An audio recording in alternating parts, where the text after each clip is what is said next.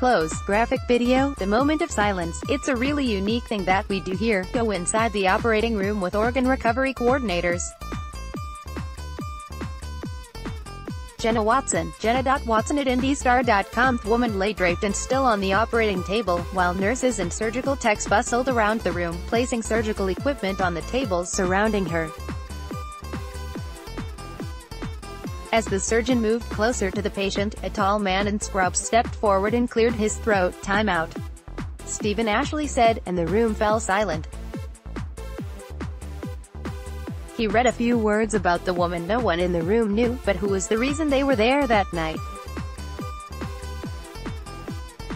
He shared personal messages from her family, including a few inside jokes, and then pulled a laminated card from his pocket. "Remember," he read, "this room becomes sacred when a family entrusts us with one of their most precious possessions." By photo. Right, Stephen Ashley and other organ recovery coordinators communicate constantly during procurement surgery, with transplant centers, research centers, recipient hospitals and others involved in the complex process. Photo, Jenna Watson, IndyStar. The middle-aged woman on the operating table, he reminded everyone, was both dear to her husband, children and other family members, and a hero. To honor her, he said, everyone in the room should conduct themselves as though the family were present. Then, there was a moment of silence, heads bowed, eyes down. Most surgeries do not begin with such a preface. But this was no routine surgery. Although the woman on the operating table continued to breathe with the help of a ventilator, she had been declared dead a day earlier. Have the talk. Your grieving family shouldn't have to guess your organ donation wish, as it takes 3 minutes. Here's how to become an organ donor and save lives. This procedure was not to save her life, but to allow her in death to save the life of others. Much has been written about the dramatic world of transplant surgery, the journey that donated organs take to their new homes, the painstaking work the transplant surgeon does to stitch in a second chance at life for the recipient. Hours, often days, before that surgery, a team of organ recovery coordinators lays the groundwork. This delicate process, which lasts 24 to 48 hours and in some cases longer, moves slower, with less action. This is the story of that prequel. Autoplay. Show thumbnails. Show captions. Last slide. Next slide. Sad but positive outcome. In a recent spring evening, a team of organ recovery coordinators headed west from their offices at the Indiana Donor Network to the Hendricks Regional Hospital Intensive Care Unit, where the woman had been treated. Earlier in the day, a doctor had had the most difficult of conversations with her family, saying her prognosis was poor. In the morning, the family met with another Indiana Donor Network team, who talked to them about organ donation. Over the course of the day, they had decided to donate the woman's organs. The woman's family consented to have an IndyStar photographer and reporter follow the organ recovery journey. They asked that her name, cause of death and other identifying details not be shared. While many people are registered to be organ donors, circumstances have to be just right for their organs to be suitable for donation. Each year the Indiana Donor Network receives about 30,000 calls from hospitals about patients who might become candidates for donation. By photo. Organ recovery coordinator Ann Casey listens to the pulse of a donor patient she cares for at Hendricks Regional Hospital. The patient's family decided to donate her organs after she was declared brain dead earlier in the day, meaning she had no blood flow to her brain. A ventilator ensured her body continued to receive oxygen, in turn allowing her heart to beat and circulate blood to her organs. Photo, Jenna Watson, IndyStar. Of those, about 5,500 lead to referrals. Last year, 165 people in Indiana became organ donors. The need for organs is great. About 114,800 people across the country are waiting for organs. Last year, 34,768 received organs, according to the United Network for Organ Sharing, or UNOS. The Indiana Donor Network recovers on average 3.76 organs by donor, more than any other organ procurement organization in the country, the staff said. "We maximize donations from the donor and save as many recipients' lives as we can," said Luke Jones, supervisor of organ services at the Indiana Donor Network. Earlier that afternoon, the doctor had administered a final, painstaking round of tests on the woman. He had checked for a cough or gag reflex, noted her pupils did not react to light, and that she had no pain reflex. Speaking clinically, he declared her brain dead, meaning she had no blood flow to her brain. The ventilator ensured her body continued to receive oxygen, in turn allowing her heart to beat and circulate blood to her organs. At this point, her care transferred from the hands of the Hendricks ICU staff to those of the Indiana Donor Network. The woman's family had decorated her sterile room with personal touches, affixing photos and multicolored messages of love on a large poster. 3 copies of a photo of a mother elephant and her calf nuzzling also adorned the walls. With members of her family clustered nearby, the team from the Indiana Donor Network eased in and out of the woman's room, delicately navigating around the family's emotional needs. While their primary task remained the organs, they also recognized they had a role to play in helping the family grieve. "Generally we introduce ourselves because we are in and out of there, testing," said Ann Casey, one of the organ recovery coordinators on duty that night. "This is a process not a lot of people know about. We want to let them know as much as possible. We try to spend as much time as we can. It's a way to educate them about something their loved one is going through." By photo. Ann Casey and Emily Martin care for a donor patient at Hendricks Regional Hospital. Organ recovery coordinators work 24-hour shifts when they are on call, beginning at 8 a.m. If they are amidst the case when their shift is ending, another team takes over. Cases last anywhere from 24 to 72 hours, from start to finish. Photo, Jenna Watson, Indy Star. First, the organ recovery coordinators drew about 30 vials of blood from the patient. They took urine and sputum samples as well as a blood culture. Then, they ordered tests such as a chest X-ray and EKG to assess the quality of the heart. In some cases, they will request additional abdominal scans to measure the size of organs such as the kidneys or liver. A few hours after drawing the blood, they returned to the patient's side to biopsy a few lymph nodes near her groin. These would be tested to ensure a good match between donor and recipient. Casey's teammate, Jen Heflin, noticed that the patient's urine was as clear as water, suggesting she might have had diabetes insipidus, a common condition in organ donors due to insufficient levels of a hormone made in the brain. In keeping with network protocol, the woman received a medicine to reverse the condition. About 9:30 p.m., a few hours after the organ recovery team arrived, they chatted with the woman's family. They recommended the family head home to rest and come back the next day to continue their vigil. The organ recovery coordinators, however, worked through the night. Recovery coordinators work 24 hours on, 48 hours off.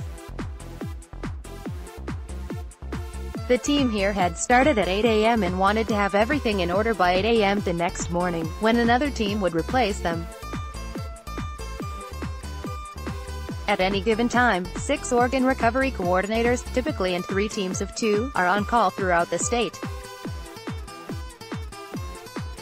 One team is based in Fort Wayne, but the Indiana Donor Network's 24 organ recovery coordinators can expect to be called to cases all over the state. "We do this job with the understanding that you may be out to dinner with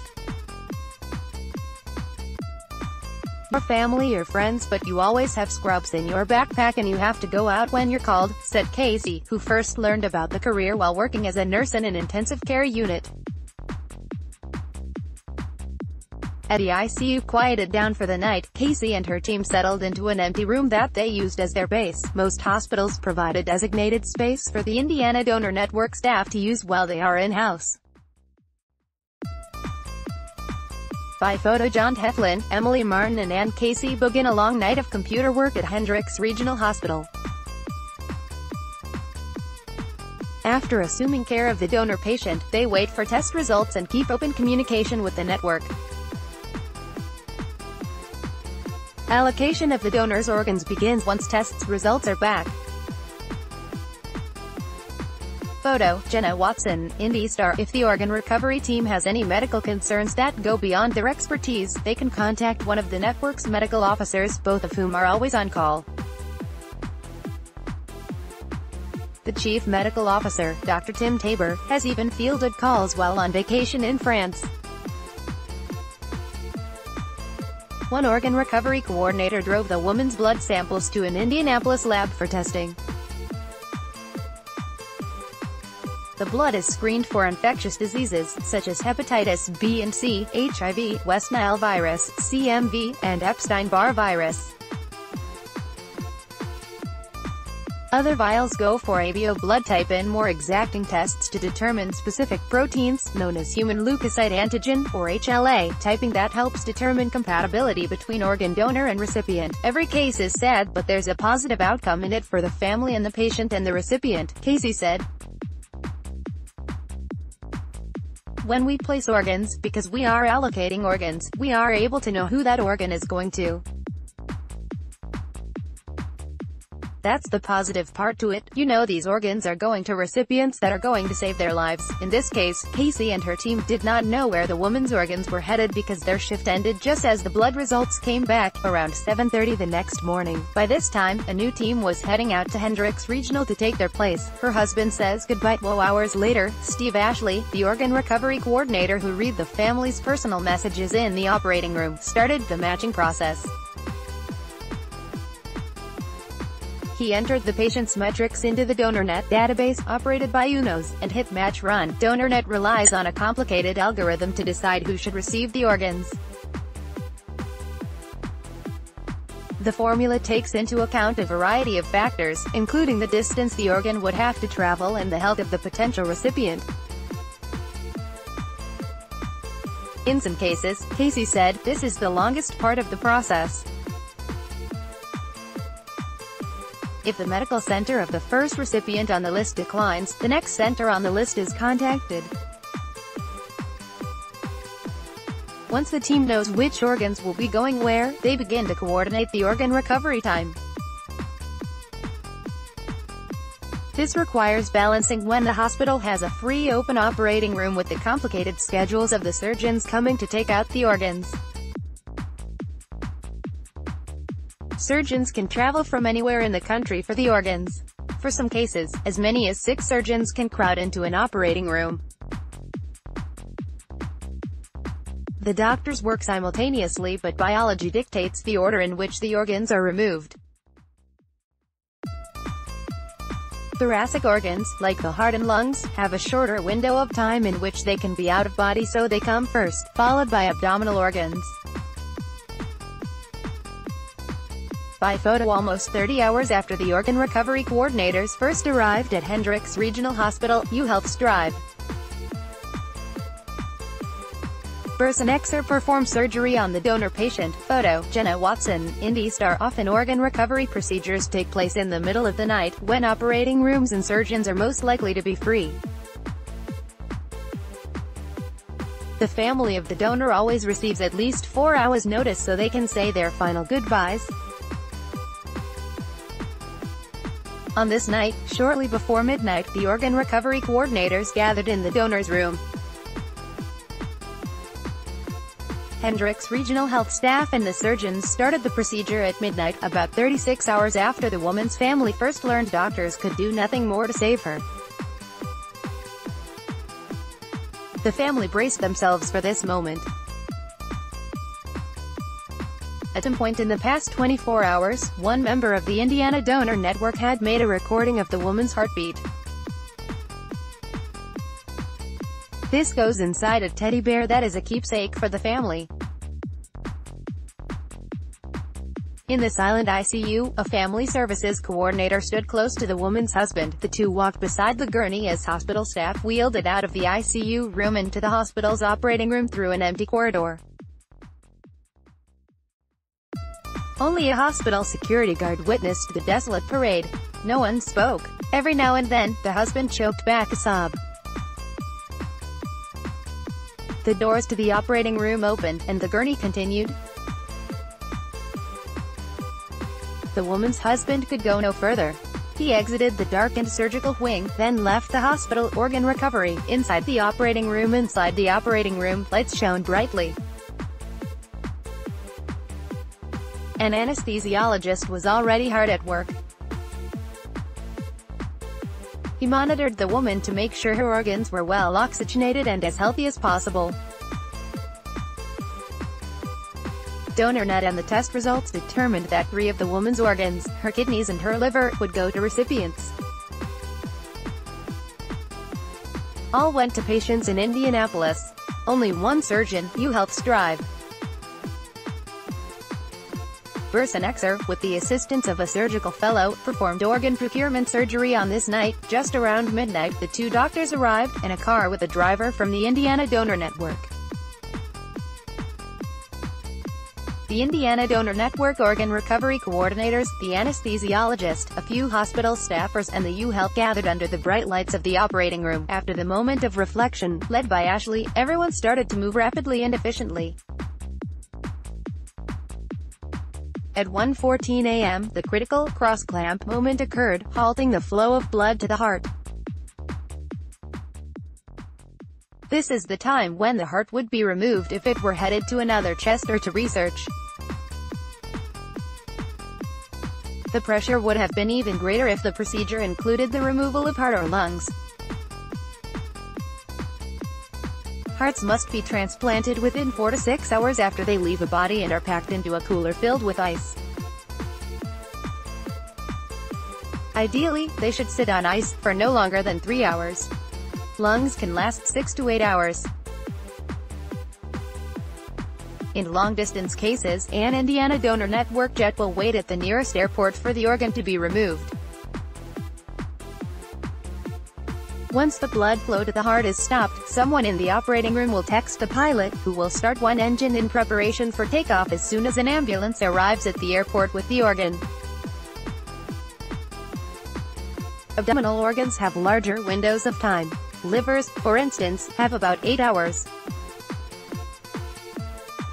Because kidneys can go on a pump that will send fluid regularly through the organ, minimizing tissue damage, they can last up to 72 hours outside the body. This means that if necessary they can travel via commercial air to their new home, said Sherry Quire, Director of Organ Services for the Indiana Donor Network. But this donor's kidneys and liver did not have far to go, only about 20 miles back to Indianapolis, where Indiana University Health doctors would transplant them later in the day. The team in the operating room prepared to remove the organs, triple bagging large metal bowls with clear sterile bags filled with slush, partially frozen saline solution. By photos, even Ashley and other organ recovery coordinators communicate constantly during procurement surgery, with transplant centers, research centers, recipient hospitals and others involved in the complex process. Photo, Jenna Watson, Indy star. Shortly before cross-clamp, Ashley made and received a volley of phone calls. Researchers on the West Coast were curious about the donor's pancreas but wanted to know the condition and the size of the organ before accepting it. Then the researchers called back and say they would, in fact, like the pancreas for their study. So another receptacle was prepared for that organ, which would go back to the Indiana Donor Network offices, then be packed and shipped. At 1:28 a.m., the large purple liver was removed from the woman's body and put in one of the large metal bowls. 5 minutes later, the right kidney came out and 3 minutes after that the left followed. A UHealth staff member, who accompanied the doctors to the procedure, trimmed fat off the kidneys. Exer and his colleague began to sew the patient back up. Just before 2 a.m., they finished their procedure. Exer walked over to closely examine the liver. In this case, he was pleased with what he saw, but it's not uncommon for his surgeon at this stage to decline the organ, fearing it might be the wrong quality or size for transplantation. If the Indiana Donor Network staff has a sense this may happen, they may try to line up a local backup to take the organ. The UHealth doctors left the Hendricks County Hospital almost immediately, ducking into a car that was waiting to take them and their precious cargo of 2 kidneys and a liver back to Indianapolis. The organ recovery team moved at a more leisurely pace. They packed up their equipment, and the woman's pancreas, and wheeled their belongings through the hushed hospital. Meanwhile, in an Indianapolis hospital, surgical teams awaited the organs that would help them save 3 people's lives. Call Indy Star reporter Sherry Rudowski at 317-444-6354. Follow her on Facebook and on Twitter. Indy Stars, Gifted, How Organ Donation in Indiana Saves Lives, series is made possible through the support of the Indiana Donor Network, a non-profit organization committed to saving and enhancing the quality of life through organ, tissue and eye donation and transplantation. By photo from left, Sherry Quire, Tanya Warf and Stephen Ashley pack up after the UHealth surgeon left with a liver and 2 kidneys for transplant. The pancreas went to a research center. Photo, Jenna Watson, Indy Star. Reader share this story, https://indy.st/2gtc7il